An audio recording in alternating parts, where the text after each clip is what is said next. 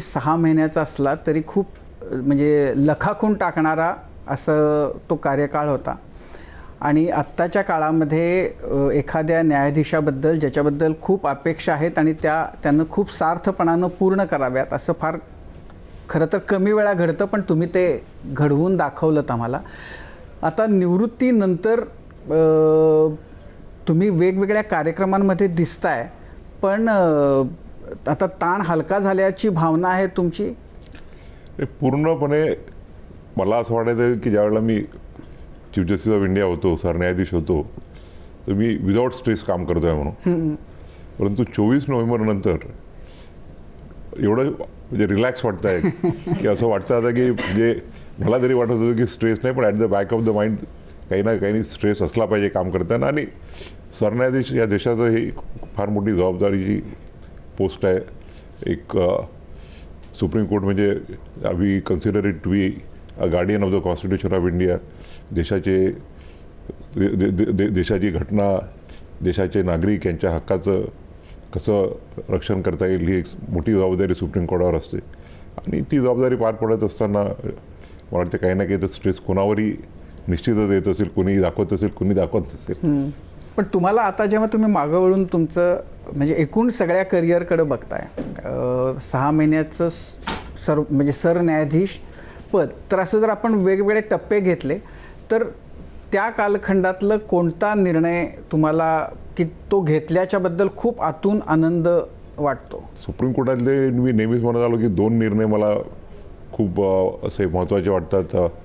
एक डिमॉलिशन, ज्याला आपण बुलडोझर जस्टिस सगळ्याकडे म्हटलं जातं, आणि दुसरा सब क्लासिफिकेशनचा.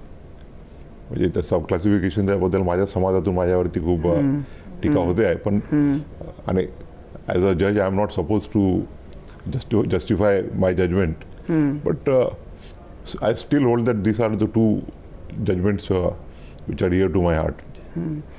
खास करून म्हणजे बुलडोझरच्या बद्दल तर नंतर असं झालं की तुम्ही शासक म्हणून प्रभावी तेव्हाच आहात जर तुम्ही बुलडोझर चालवू शकत असाल तर, अशा प्रकारचं एक चित्र. आणि इन्स्टंट जस्टिस. पण आता ही जी एक स्थिती आहे आपल्या देशात झालेली की लोकांचा सपोर्ट बुलडोझर जस्टिस सिस्टीमला एक प्रकारे होता किंवा आहे, किंवा लोकांना आतून ते बरं वाटतं, कारण लोकांना असं वाटतं की आपल्या न्यायव्यवस्थेमध्ये इतका काळ लोकांना वाट बघायला लागती न्याय मिळण्यासाठी. तर ही जी आपली स्थिती आहे,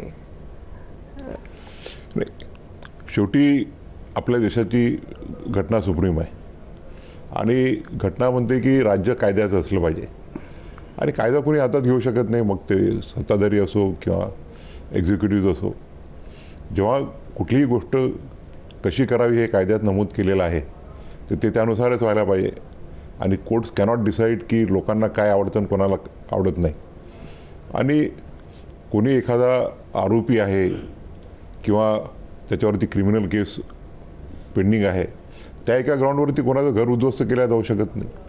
आणि घर हे त्याचं एकट्याचं नसतं, घरात त्याचे आईवडील राहत असतात, त्याचे मुलं राहत असतात, भाऊ बहीण राहत असतात.